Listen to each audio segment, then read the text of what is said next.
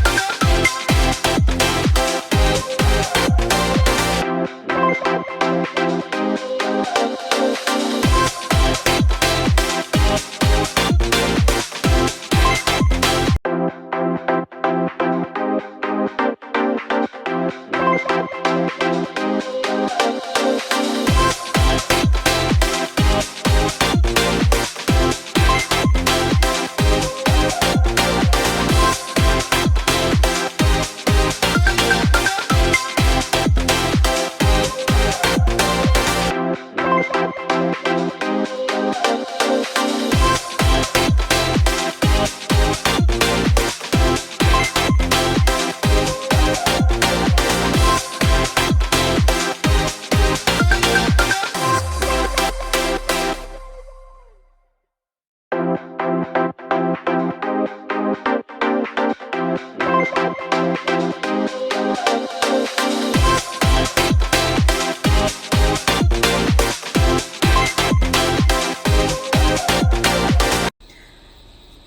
I did what I said I was going to do.